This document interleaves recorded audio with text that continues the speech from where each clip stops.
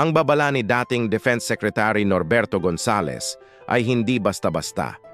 Ang kanyang sinabi na posibleng mauwi sa people power ang hindi patas na investigasyon sa flood control anomalies ay sumasalamin sa tunay na nararamdaman ng taumbayan, galit, inis, at pagkadismaya sa kasalukuyang administrasyon. Sa ilalim ni Marcos Jr.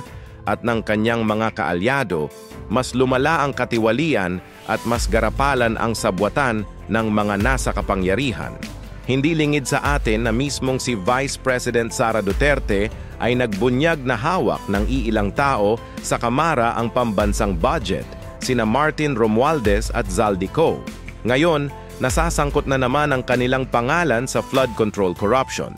Sa halip na resolbahin agad ang problema, tila mas pinapaboran ng administrasyon ang damage control at pagpapakita ng palabas sa publiko. Tama si Gonzales, hindi bobo ang taong bayan.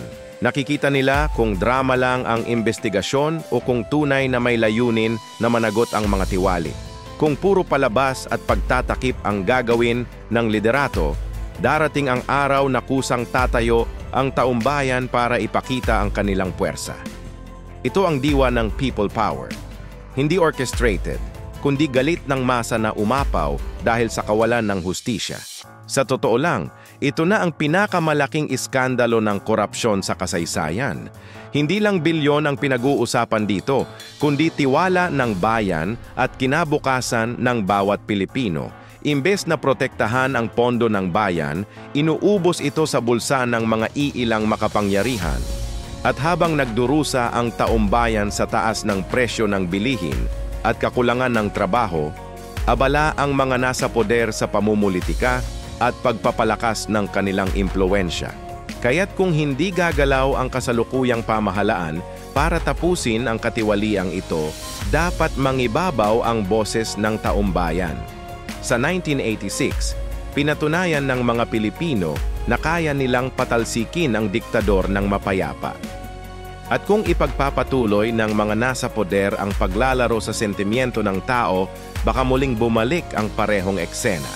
Dapat tandaan ni Marcos Jr., ang galit ng bayan ay hindi biro. Hindi niya kayang kontrolin ang damdamin ng milyon-milyong Pilipino na araw-araw ay nakakaranas ng hirap dahil sa maling pamamalakad at tahasang korupsyon.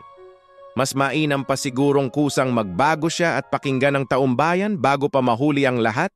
Ang panawagan ngayon ay simple, hustisya at pananagutan. Kung hindi ito maisasagawa ng kasalukuyang administrasyon, asahan nilang mismong bayan ang kikilos para baguhin ang takbo ng ating gobyerno. Sapagkat sa huli, ang kapangyarihan ay nasa taumbayan at hindi kailanman sa iilang nasa poder na lumalapastangan sa ating bansa.